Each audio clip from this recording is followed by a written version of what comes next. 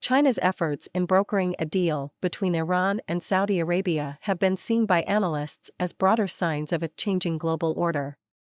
During talks in Beijing on Friday, Saudi Arabia and Iran agreed to re-establish diplomatic relations and reopen their embassies within 2 months. The agreement also stipulated affirming the respect for the sovereignty of states and the non-interference in internal affairs of states. Keep reading.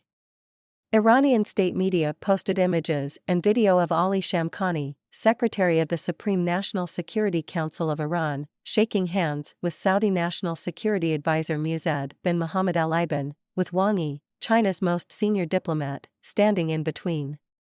China's role as a mediator in resolving long-standing issues between the regional foes had not been made public prior to the announcement. Wang reportedly said China will continue to play a constructive role in handling hotspot issues and demonstrate responsibility as a major nation. He added that as a good faith and reliable mediator, China has fulfilled its duties as a host for dialogue. The two Gulf countries severed ties in 2016 when Saudi Arabia executed a prominent Shia Muslim scholar, triggering protests in Iran with protesters attacking its embassy in Tehran. However, geopolitical conflict between the two goes back decades. Both sides have stood on opposing sides and engaged in proxy wars in many conflict zones in the Middle East. In Yemen, with the war now well into its 8th year, the Houthi rebels are backed by Tehran, while Riyadh leads a military coalition in support of the government. Since 2021, talks have been held between both sets of officials in Iraq and Oman, but no deals were reached. Robert Mogilnicki, senior resident scholar at the Arab Gulf State Institute in Washington, D.C., told Al Jazeera the brokered deal is evidence of a growing Chinese presence and its increased interest in playing a role in the region. As the United States does not have good relations with Iran, China is in a good position to broker an agreement, he said. It's a relatively low-risk and high-reward activity for China to engage in because the Chinese are not committed to any particular outcome, Mogilnicki said. Better diplomatic linkages between Saudi Arabia and Iran will reduce the likelihood for regional conflict and will reduce regional tensions. That's a good thing for China, for the U.S., and for regional actors as well. Sina Tusi, non-resident senior fellow at the Center for International Policy in Washington, D.C., told Al Jazeera that China has a clear interest in improving ties and stability in the region as the Gulf is a vital source of energy for Beijing, which imports energy from Iran and Saudi Arabia. In 2019, when Saudi oil facilities were targeted by the Houthis, it temporarily affected the country's oil production, leading to an increase in global oil prices of more than 14% over the weekend, the biggest spike in more than a decade. Tusi said this was the worst-case scenario for China, that a conflict in the Persian Gulf would affect its energy supply and economic interests. Trita Parsi, executive vice president of the Quincy Institute, told Al Jazeera that the U.S. increasingly has deviated from and increasingly pursued policies that simply make it impossible for it to be a credible mediator. The U.S. is increasingly taking sides in regional conflicts, becoming co-belligerent in regional conflicts, which makes it very difficult for the U.S. to play a peacemaking role, Parsi said. China did not take sides between Saudi and Iran, has worked very hard to not get dragged into their conflict and as a result, could play a peacemaking role. China's breakthrough comes as various U.S. media outlets reported this week that Israel and Iran were edging closer to war.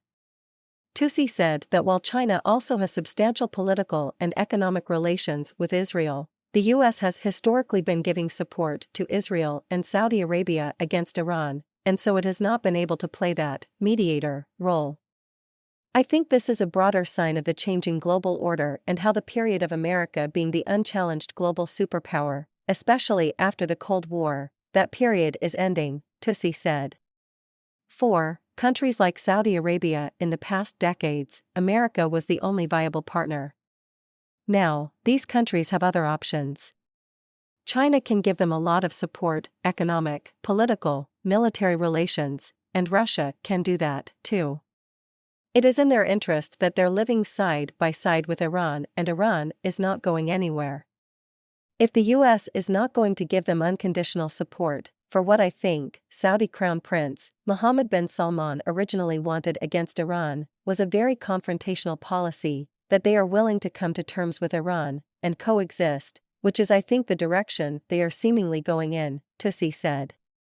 Parsi said that after Saudi Arabia's oil field was attacked, the U.S., under former President Donald Trump, made it clear that it would not get involved in a war with or for the Middle East.